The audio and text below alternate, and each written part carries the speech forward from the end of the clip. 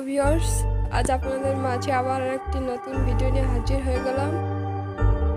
আজ আমি আপনাদেরকে দেখাবো 2020 দিয়ে কিভাবে সুন্দর পাখি আঁকানো যায়।